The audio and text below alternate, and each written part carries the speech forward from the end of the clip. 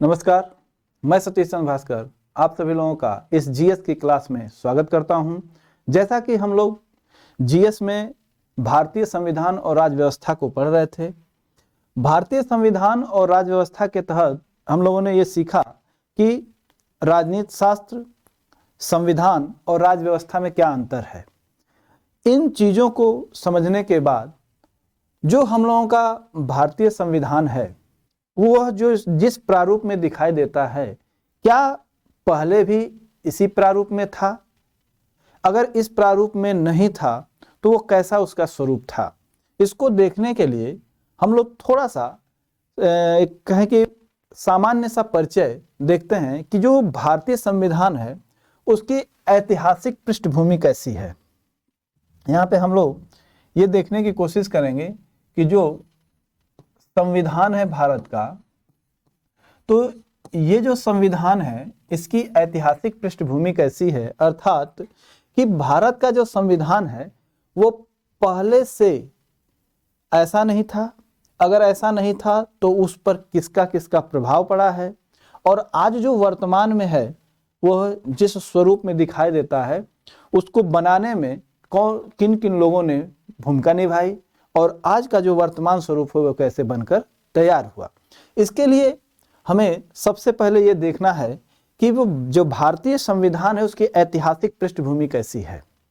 जैसा कि हम जानते हैं भारतीय संविधान के निर्माण की ऐतिहासिक पृष्ठभूमि, इस ऐतिहासिक पृष्ठभूमि के तहत हम लोग ये सीखने का प्रयास करेंगे कि जो भारत का संविधान है वो किस तरीके से आज वर्तमान स्वरूप में आया है, इस पर कौन कौन से और कब कब प्रभाव पड़े, इनकी हम लोग चर्चा करेंगे। इसके तहत एक सामान्य सी रूपरेखा देखी जाए कि जो भारतीय संविधान है उसका जो संवैधानिक विकास हुआ है उसको अध्ययन के दृष्टिकोण से हम मुख्य रूप से 4 भागों में बांट कर अध्ययन करेंगे। इन 4 भागों में बांटने का तात्पर्य यह है कि हमें आसानी से यह समझ में आ जाए कि जो भारत का संविधान है वह किस तरीके से विकास के चरणों को पकड़ा है और विकास के चरणों को प्राप्त करते हुए अपने वर्तमान स्वरूप में आया है। तो यहाँ पे देखा जाए तो एक प्रथम काल, द्वितीय काल, तृतीय काल और चतुर्थ काल, भारत के संवैधानिक विकास को हम इस 4 प्रमुख कालों में बांटकर अध्ययन करेंगे। और यहाँ पे देखा जाए कि जो प्रथम काल है वो 1600 से 1764 है। इस समय व्यापारिक संस्था के रूप में स्थापना की गई कंपनी की, और बोर्ड ऑफ डायरेक्टर के माध्यम से वो संचालन करते थे। द्वितीय काल या द्वितीय चरण भी कह सकते हैं इसे, जो कि 1765 से 1858 तक अध्ययन के दृष्टिकोण से बांटा गया। उसमें ब्रिटिश ईस्ट इंडिया के अंतर्गत भारत था और ये अपना जो शासन करते थे गवर्नर के अधीन शासन था, या ये कहें कि गवर्नर शासन करता था।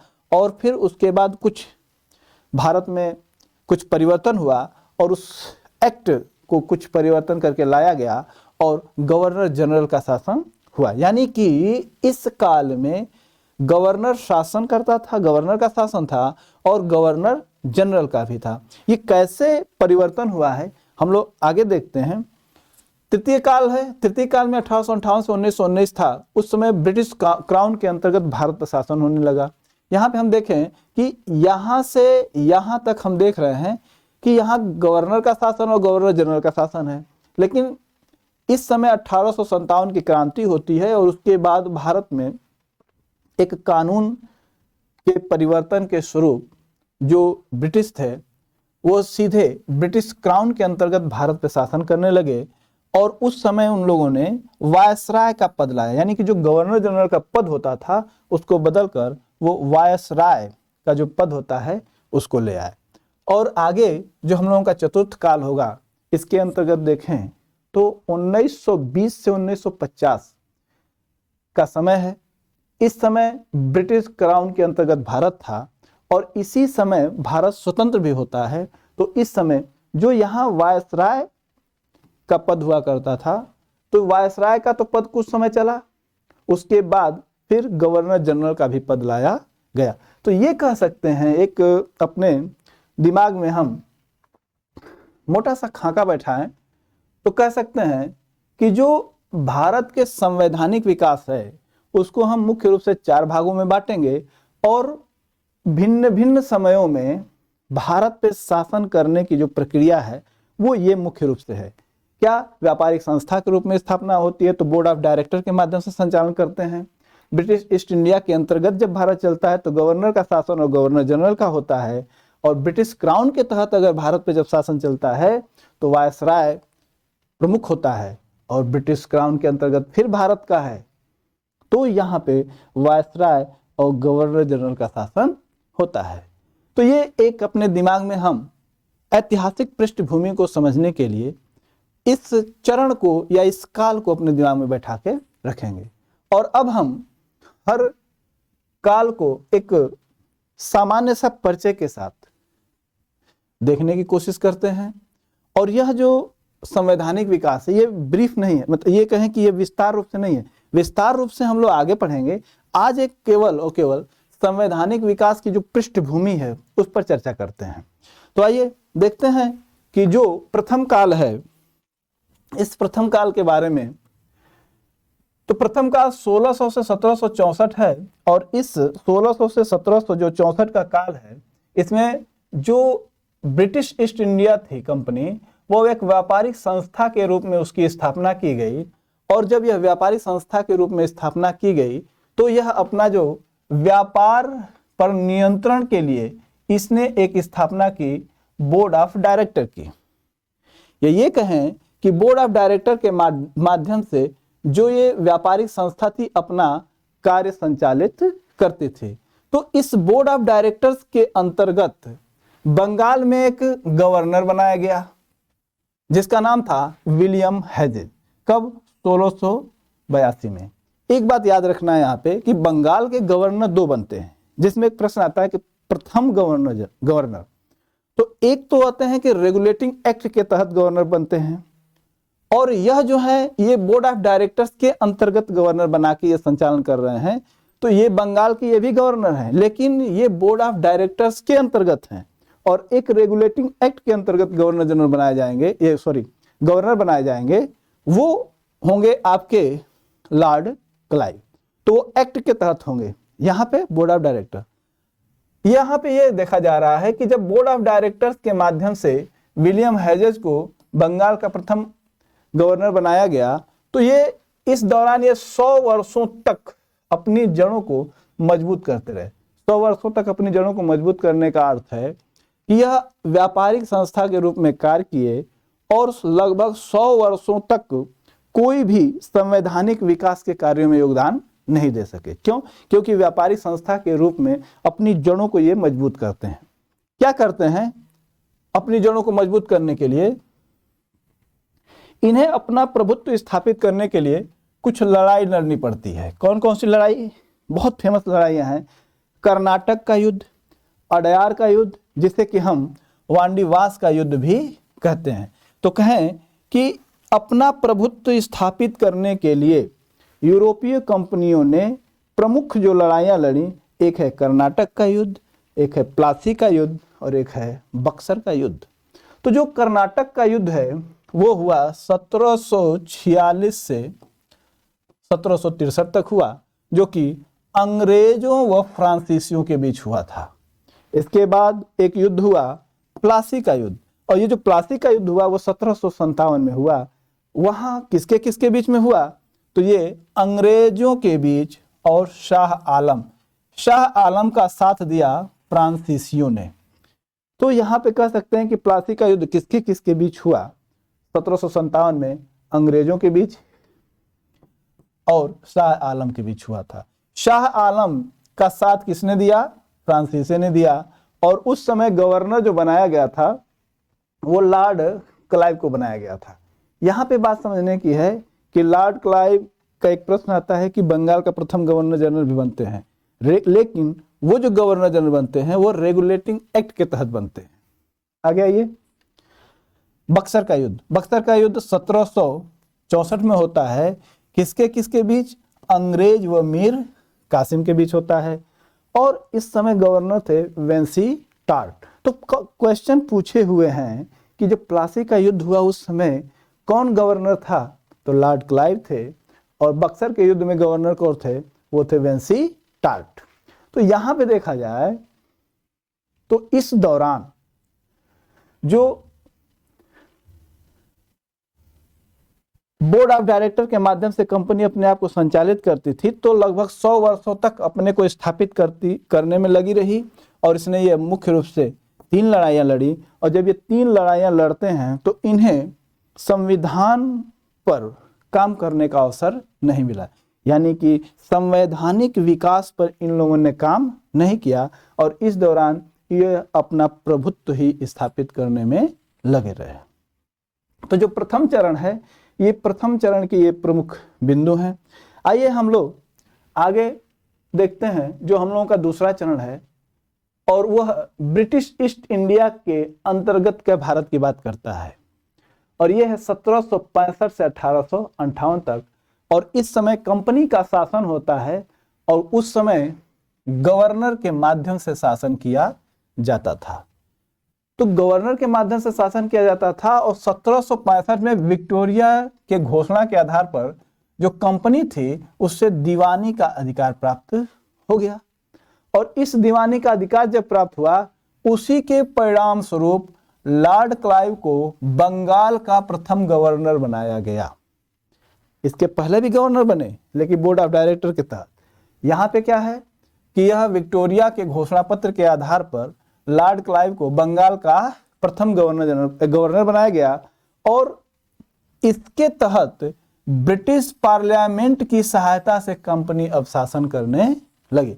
इसके पहले जो कंपनी थी वह स्वयं काम करती थी, लेकिन यहां पे जब विक्टोरिया के घोषणा पत्र प्राप्त हुआ तो उसके आधार पर अब जो कंपनी थी वो ब्रिटिश पार्लियामेंट की सहायता से शासन करने लगी, और उन्होंने प्रथम कानून बनाया 1773 का रेगुलेटिंग एक्ट।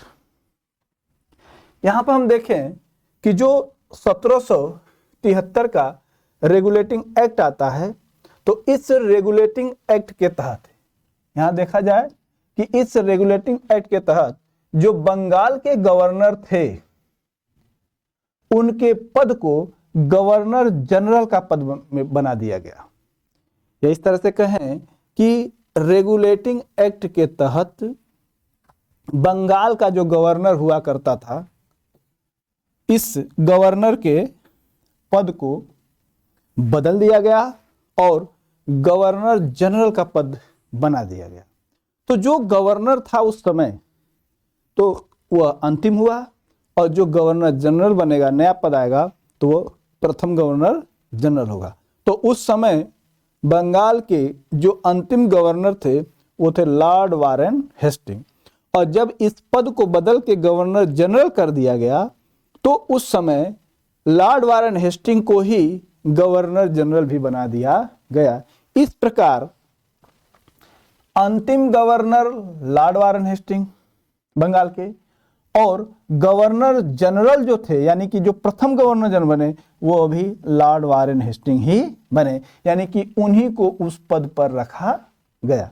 तो ये जो 2 क्वेश्चन आपके फैक्ट बन सकते हैं इन्हें याद रखिएगा, क्योंकि आजकल जो प्रतियोगी परीक्षाएं हो रही हैं उसमें मिलान करना आता है, तो मिलान करने में ये सब प्रश्न बनते हैं। और 1773 के दोषों को दूर करने के लिए एक संसद ने वहां का संशोधन किया और एक एक्ट आता है 1781, यानी कि 1773 के रेगुलेटिंग एक्ट को के कमियों को दूर करने के लिए एक संसद ने संशोधन एक्ट पारित किया जिसे कहते हैं 1781। इसके बाद 1700 ये कहें कि 1833 का एक चार्टर अधिनियम आता है। इसके पहले भी और से बहुत सारे अधिनियम आते हैं, लेकिन हम यहाँ पे एक रूपरेखा तैयार कर रहे हैं, इसलिए केवल और केवल हम उन बिंदुओं की बात करते हैं जो मुख्य रूप से परिवर्तन हुए। 1833 का चार्टर अधिनियम आता है और इस समय केंद्रीकरण की दिशा पर विशेष ध्यान दिया गया, यानी कि जो बंगाल का जो केवल गवर्नर जनरल होता था अब उसके पद को बदला गया, और पद को बदलने का अर्थ है कि जो बंगाल का गवर्नर जनरल था अब वो पूरे भारत का गवर्नर जनरल बन गया, यानी कि उस पद को बदला गया। तो जो बंगाल का गवर्नर जनरल था उस समय था लॉर्ड एमहर्स्ट, और लॉर्ड एमहर्स्ट की एक खास बात है कि यह प्रथम गवर्नर जनरल था जो मुगल सम्राट अकबर द्वितीय से 1827 में बराबरी के स्तर पर मिला। तो ये क्वेश्चन अक्सर पूछा जाता है कि मुगल सम्राट अकबर द्वितीय से बराबरी पर मिलने वाला गवर्नर जनरल कौन था, तो हम कहेंगे लॉर्ड एमहर्स्ट। बंगाल के गवर्नर का जो पद था उसे भारत का गवर्नर जनरल का पद बना दिया गया। तो उस समय जो प्रथम भारत का गवर्नर जनरल बना वो थे लॉर्ड विलियम बेंटिक। तो ये क्वेश्चन अक्सर पूछते रहते हैं प्रतियोगी परीक्षाओं में कि बंगाल के अंतिम गवर्नर जनरल कौन थे और भारत का प्रथम गवर्नर जनरल कौन था। तो भारत का प्रथम governor general Lord William Bentinck थे। आइए हम लोग तृतीय काल की बात करें कि जो तृतीय काल होता है, इससे पहले जो हम लोगों का द्वितीय काल था उसमें एक क्रांति होती है जो कि बहुत ही भारत की मानी जानी क्रांति है, 1857 की क्रांति। और 1857 की जो क्रांति होती है उस क्रांति के बाद जो पूरे भारत का गवर्नर जनरल था उसके पद को बदल दिया गया और उसके जगह पर वायसराय का पद लाया गया और उसको हम लोग तृतीय काल के अंतर्गत देखते हैं। ब्रिटिश क्राउन के अंतर्गत भारत कब तक था, तो 1858 से 1919। इसके दौरान हम देखें कि जो शासन है अब वह सीधे सीधे वहां के जो ब्रिटेन था वहां के शासन यानी कि ताज का शासन चालू हो गया और जो गवर्नर जनरल का पद था उसका बना दिया गया वायसराय। और यह किसके एवज में हुआ, तो यह हुआ 1857 की क्रांति। तो क्या हुआ कि एक एक्ट लाया गया 1858 का भारत शासित अधिनियम, और इसके तहत जो गवर्नर जनरल था इसके पद को बदलकर भारत का वायसराय, यहां पे कह सकते हैं कि भारत का जो गवर्नर जनरल था उसके पद को भारत का वायसराय कहा जाने लगा। तो उस समय जो भारत का गवर्नर जनरल था लॉर्ड कैनिंग थे, यानी कि 1857 की क्रांति के बाद जो परिवर्तन हुए तो उस समय गवर्नर जनरल लॉर्ड कैनिंग, और भारत का जब वायसराय बनाया गया तो लॉर्ड कैनिंग को ही भारत का वायसराय भी बनाया गया। यहां पे देखें 1857 की क्रांति लिखने का मतलब यह है कि 1857 की क्रांति के समय गवर्नर जनरल कौन था और वायसराय भी कौन था। तो गवर्नर जनरल थे लॉर्ड कैनिंग और वायसराय भी थे लॉर्ड कैनिंग बनाए गए। फिर उसके बाद संविधान में उन लोगों ने संशोधन किया और एक एक्ट लाते हैं 1919 का अधिनियम, जिसे हम मार्ले मिंटो सुधार भी कहते हैं। अक्सर पूछता है कि 1919 का अधिनियम अन्य और किस नाम से जाना जाता है, तो हम कहेंगे कि उसे मार्ले मिंटो सुधार भी कहते हैं। ये जो मार्ले मिंटो सुधार है, यहां पे देखें कि ये जो मार्ले मिंटो सुधार है ये क्या है, तो इसमें दो व्यक्ति हैं, एक मार्ले हैं और एक आपके मिंटो। तो जो मार्ले थे वो इंग्लैंड में भारत के राज्य सचिव थे और जो मिंटो थे वो भारत के उस समय वायसराय थे। यानी कि 1909 का अधिनियम जब आता है तो उसे मार्ले मिंटो सुधार कहते हैं। उसका कारण है कि जो मार्ले थे वो इंग्लैंड में भारत के राज्य सचिव थे और मिंटो भारत के वायसराय। एक 1919 का भारत शासन अधिनियम आता है, जिस तरीके से ये आता है उसी तरीके से ये भी आता है और इसे हम मॉन्टेग्यू चेम्सफोर्ड सुधार भी कहते हैं।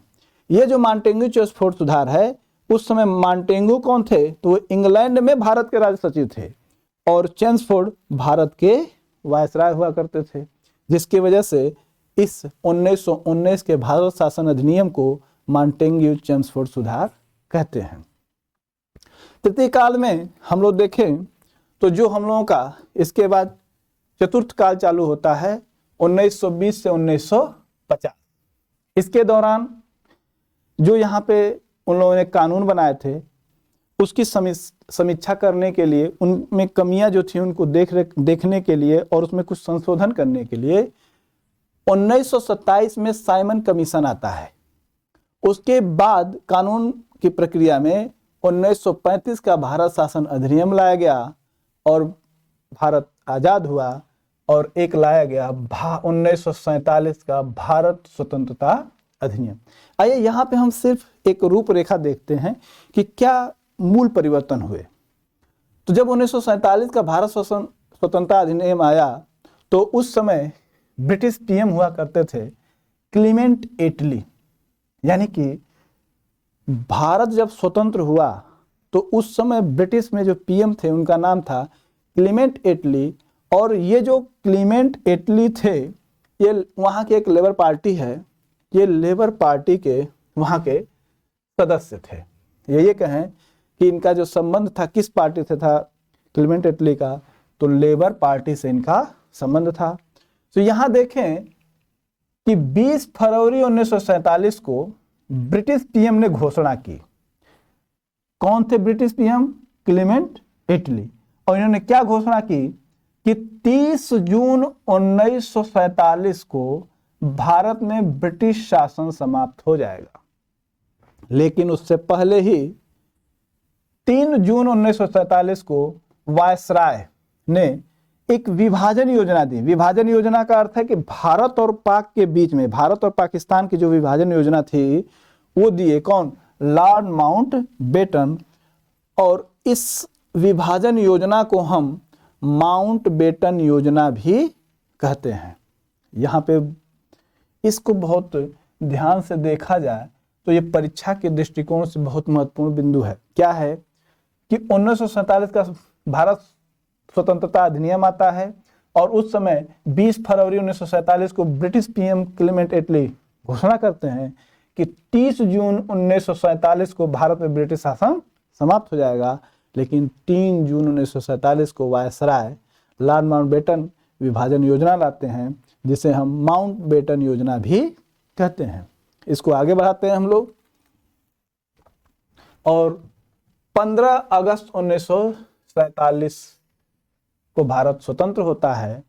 और उस समय जो भारत का अंतिम वायसराय हुआ करते थे लॉर्ड माउंटबेटन, ये स्वतंत्र भारत के प्रथम गवर्नर जनरल बने। यानी कि जो वायसराय का पद था स्वतंत्रता के बाद उसे गवर्नर जनरल में बदल दिया गया। तो इस तरह से यहाँ पे जो प्रश्न बनते हैं हमारे फैक्ट वाले, वो ये बनता है कि भारत के अंतिम वायसराय कौन थे? तो भारत के जो अंतिम वायसराय बने वो थे लॉर्ड माउंटबेटन।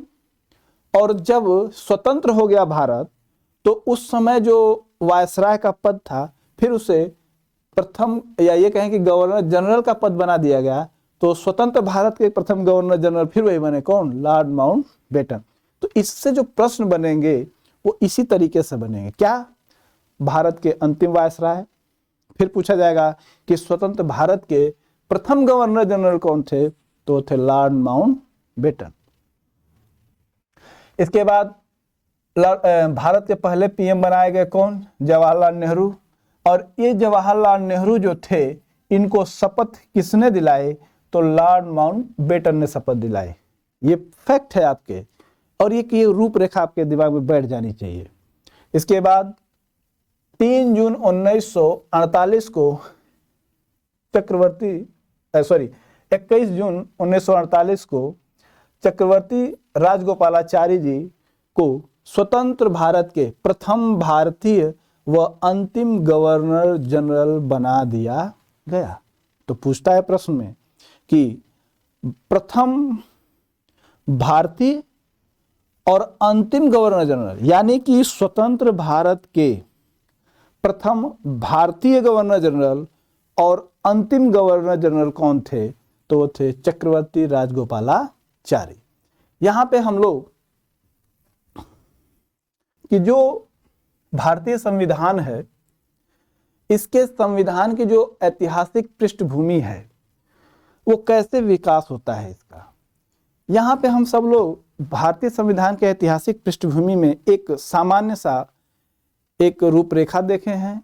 हम लोग इसमें अगले वीडियो लेक्चर में हम हर एक काल में जो भी स्पेशल प्रावधान लाए जाते हैं और उनका भारतीय संविधान पे क्या प्रभाव पड़ता है, एक विस्तार से चर्चा करेंगे।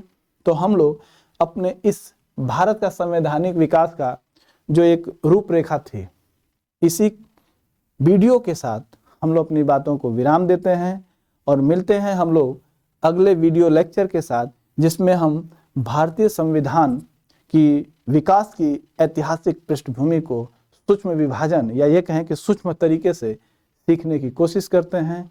धन्यवाद।